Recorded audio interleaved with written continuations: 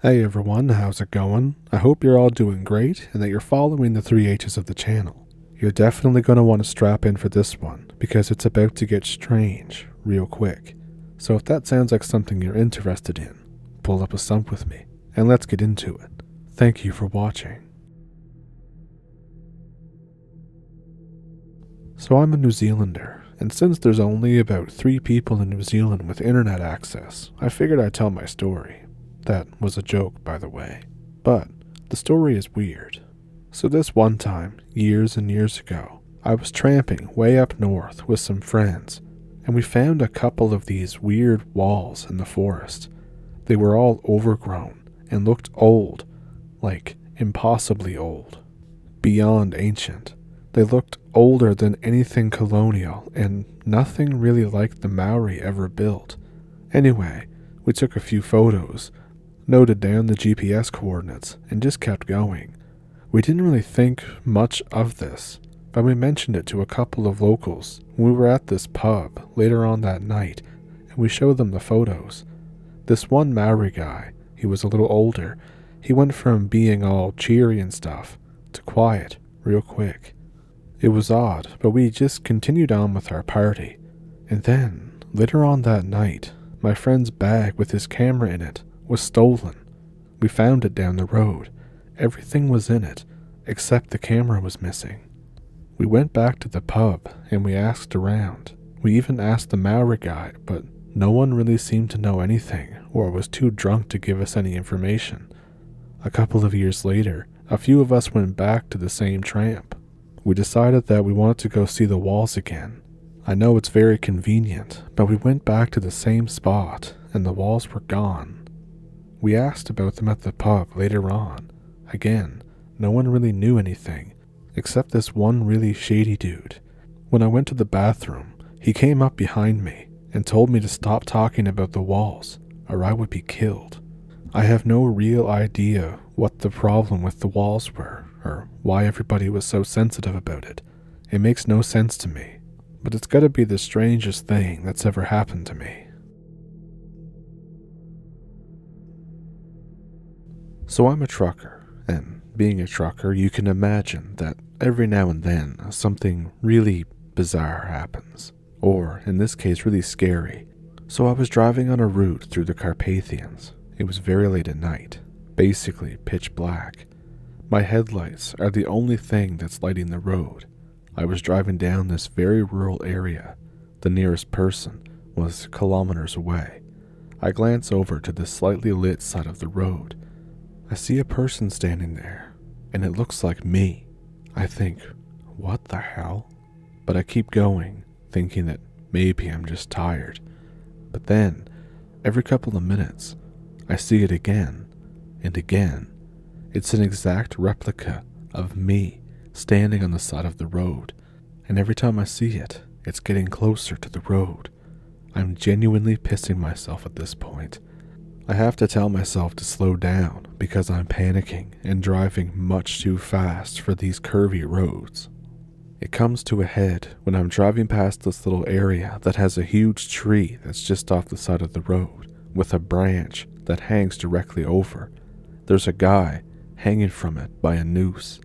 It's me again, but he's smiling and holding a sign. The sign says something in Hungarian that I can't read, and then I begin to hear knocking against my window. I refuse to look over to my driver's side window and just speed away. Eventually, the knocking stops. I get to a trucker depot. I beg my boss never to make me take that route again. He sighs and says that I'm not the first person to ask that question, nor the first person to say that things have happened on the same highway. The type of stuff you see in rural Eastern Europe or Balkan countries is so bizarre and strange.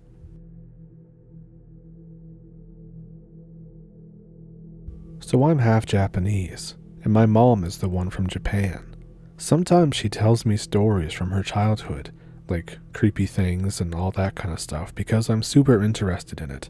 90% of them are horrifying, to be honest. But there's this one particular one that, given a lot of stories on the internet, really stuck out to me. So I was around 9 when my mom told me this. She decided, I guess just one random day, time to scare the kids. She told me that back when she was a kid, a little older than me, she had a good friend that she always referred to as Reiko or Reiko. Reiko and my mom were walking home from school. There's this stretch of road that's bordered by woods on one side and rice paddies on the other side.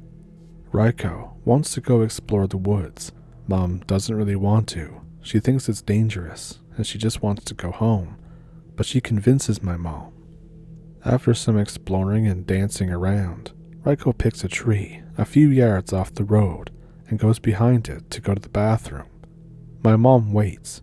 Minutes pass. She begins to yell for her friend to hurry up. The wind starts blowing. My mom gets nervous. She starts to panic and begins to think that something terrible has happened. She walks over to the tree that her friend was behind, but she's not there. In fact, she's not anywhere. Mom begins screaming out her name and thinks stranger danger. The woods are completely empty. There's no sound, no nothing. She's nowhere to be found. She runs out of the woods and up the street to see if Reiko may have just chose to pick another tree without her noticing. Maybe she was pulling a prank. Mom sees someone dart behind a largest tree. She runs to find Reiko standing there behind the tree. She's just standing there and staring at the tree trunk. Mom asks how she moved through the woods without making any noise. Reiko shrugs and tells my mom that they need to head home now. This all happened over the span of 10 minutes or so, but when you're 9, that feels like an eternity. Mom told me that Reiko was never the same after that. She started mutilating chickens after that and stuff, not showing up to school and doing all sorts of weird things. Her parents eventually sent her to a psychiatric clinic when she was 14. Mom isn't sure whatever happened to her in the end, as she moved to Yokohama after that. I'm not sure if this is some kind of changeling or like a shapeshifter kind of deal, but maybe something possessed my mom's friend. There's other stories, but I figured I would just start with this one.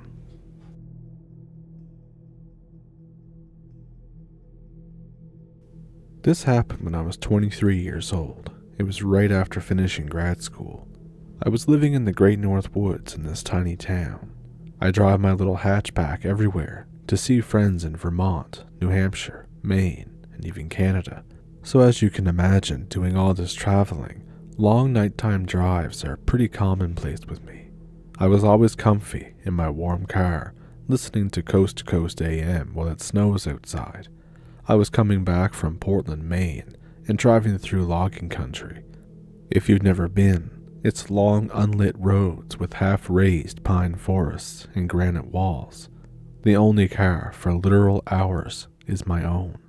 I decide to slow down and take it easy because I'm rushing and the caffeine hasn't kicked in yet. At some point, I catch myself looking up at the sky and I see the Milky Way out here. It's so beautiful. And then suddenly, I hear a car horn behind me. I pull over and let them pass. And then this massive tow truck blazes by, easily going 80 miles per hour. I decide to see what's up. I speed up to find wherever they're headed, but I can't catch up to the tow truck or even find where it went.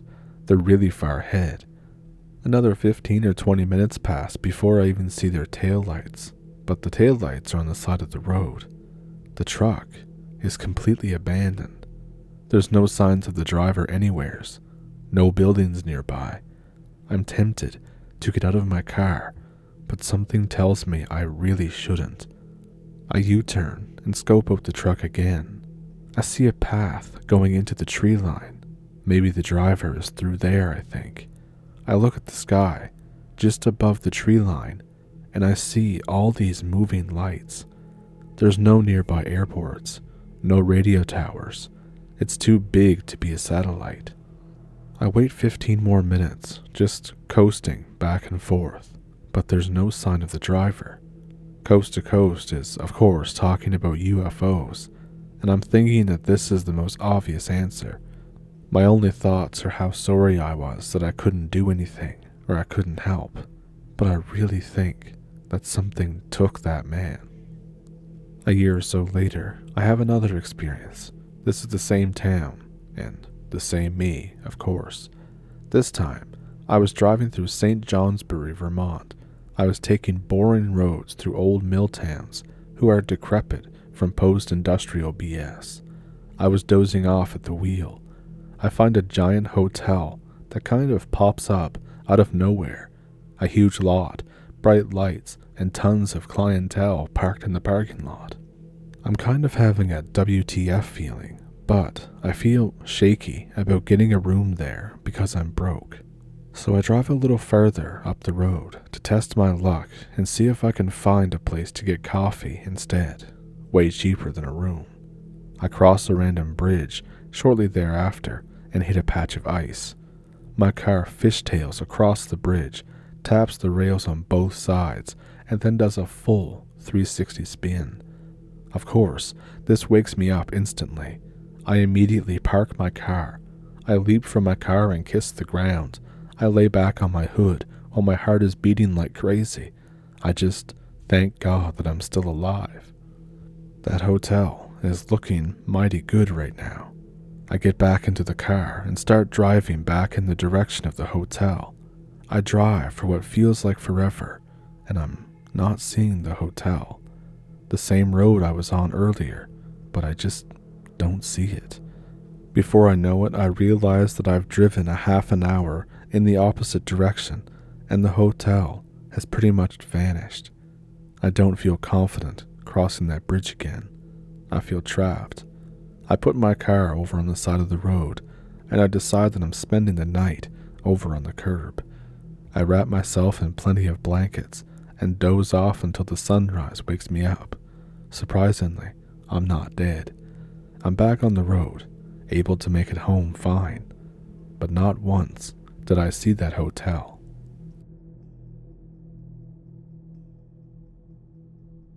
Way back when I was 17 years old, I was visiting family in very rural Canada. My uncle was updating me and telling me all about the local legends of this place. He tells me that Wendigo sightings are not uncommon in the area. I laugh it off as old folklore. I don't believe in any of that stuff. I even decided to go camping alone in that section of the woods just for the thrill. But looking back, it didn't go well for me. So I pitched my tent in a small clearing. Night falls. I'm sitting by the campfire. Everything so far is fine. Nothing weird has happened.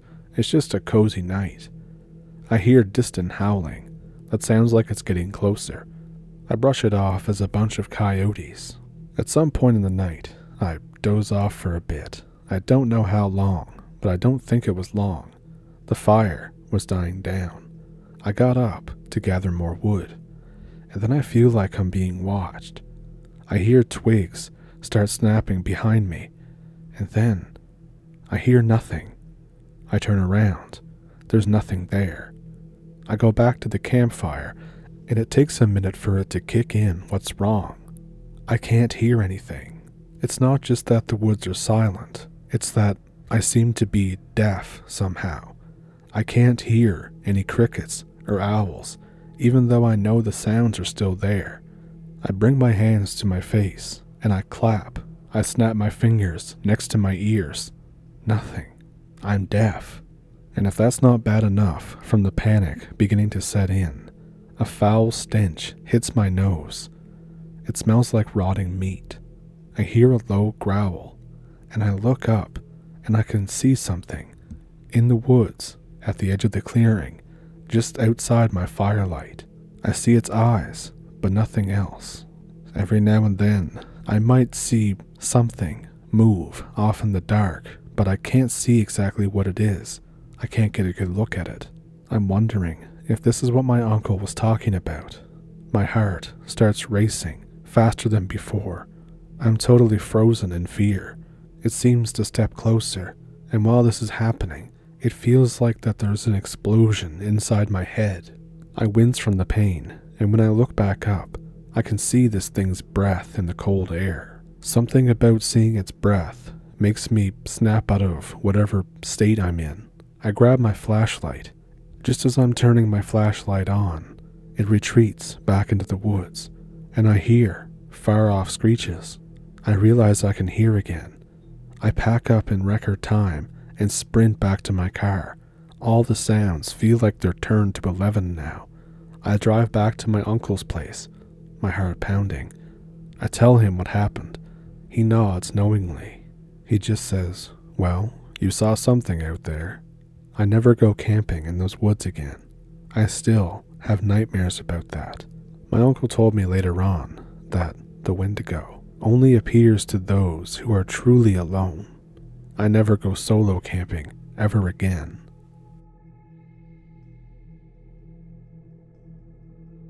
This happened a while back, in December 2013. I was 16 back then. I was living in Seattle, Washington. You know, the home of depression, rain, and Starbucks. Me and a couple of friends decided to go out one night to screw around because we were bored. This was during winter break. My friends were my two bros, Mark and Steve. Mark says that he has somewhere to show us, and this is around 10 p.m. We had nothing better to do, so we followed him. We went down a couple alleys near a cheesecake factory and somehow got to a really bad part of town. There were a lot of cars that looked to be stolen. Some windows were broken. There was a lot of trash outside. Buildings with signs saying free and stuff. Steve basically asked Mark something akin to, "Why the F are we here?" He grew up in Detroit, so it definitely reminded him of some things that he had seen back home. Mark replies with, "Don't worry, this is some good shit." We get to a hella small alleyway and climb up a dilapidated fire escape to the roof of the destination, as Mark was calling it. It's just a shitty roof. There's bottles everywhere, trash bags, and some old needles. I ask, again, "Why the F are we here?" Mark says, "Because of that," and he points to the corner. On one side of the roof, opposite to us, there is a shit ton of either crows or ravens just chilling. Seriously, there had to be a couple hundred just right there by the roof access door. Steve basically says, sarcastically, "Wow dude, holy shit, it's just a bunch of birds. What a waste of time." Now Mark was a little quirky in his ways, so we thought that maybe he just really liked birds. And honestly, we were about to make fun of him for this. But then he whispered, "Guys, shut up, listen." And we had to strain to hear it at first, but then we could hear something that sounded like chanting. It was either in a different language or very heavily accented English. Steve looked at the birds, and they looked back at us, but the birds didn't care. We did though. We went completely silent, but the chanting didn't. It really sounded like it was coming from the birds. I say, "Dude, this is some demonic shit. We gotta get out of here." Steve was creeped out because Mark was usually never serious about this kind of stuff. And then Mark says, "No, just keep listening." But when we looked at Mark, his eyes were glassed over. We didn't want to leave Mark there alone. We stayed and kept listening. I very faintly made out the words, "Stay in this world," and "sleep." After about a minute, I looked over at Steve and Mark. Mark was still focused on them, almost creepily. Steve was pale and looked back at me. Steve says, "Guys, we really should get out of here." Mark blinks and looks at us, almost like he's coming back to Earth, and he says, Sure, yeah." We go basically supersonic speed down the fire escape. We can hear the birds getting startled by the noise of the old metal. New Year's passes. We go back to school. Mark seems a little more odd. I can't even describe in what way. He just is always murmuring to himself, always drawing stuff, so we stop hanging out with him. Steve's dad works at a shipyard in Bremerton and is deployed out to Japan. Steve stays home with his mom, but he basically skips school to work for extra money. It's only me at school with no friends. At this point, I started getting bullied, pushed around, my stuff stolen, since I didn't have friends to stop the other people from picking on me. One day as I'm leaving school, the guy in the class who's a bully, he's basically an asshole, just says, "Oh hey, going to the community glory hold again?" And everybody laughs. I was no match for him if I tried to fight him, but he stopped harassing me after I heard a splat. A raven, or a crow, took a shit on him. He said, "What the?" And then I just took off running out of there. I leave stale hamburger buns outside that night, mostly as a joke, but like, oh, an offering to the crows or ravens. I wake up the next morning. There's no hamburger buns, but instead, there's scrap paper left there. A weird side note is that I had to walk through the city to get to school. I got mugged once or twice, but it was nothing that bad. So this particular day, I go to walk to school. I notice an extremely large amount of birds around me at all times. Some of them even try to come into school with me. I think, oh, I probably just smell good, or they smell my lunch or something. I go outside for gym class in second period like usual. The birds are still watching me. That gym class, we had to do the monster run, which is basically a 4 or 5 mile run around the school's track. And all these birds, like 20 of them, are just watching from the sidelines. I'm wondering why the hell I'm being followed by birds. I finished 3rd place, behind the track team captain and some other kid. The birds are now gone. I go back to class. The rest of the day goes mostly normal, basically. At some point in English, I space out. I look out the window. My teacher wouldn't let us open them for some reason, but oh well. And then I hear that chanting, the same one from the building, in the back of my head. At first, I pay no attention to it. I'm thinking, oh, I just must be remembering it, but that's weird. And then I get jump scared by a crow that's pecking at the glass. I hear the chanting again, but now it's just saying, "Wake up, wake up, wake up," repeating that. I excuse myself to the nurse's office, saying I need to take some rest. I get my stuff and try to leave. While I'm spaced out, I get pushed against a wall by the same bully as before. He said, "Well, look who's here. You better watch your back, kid. The next time, I won't get distracted by some bird shit, or something edgy like that."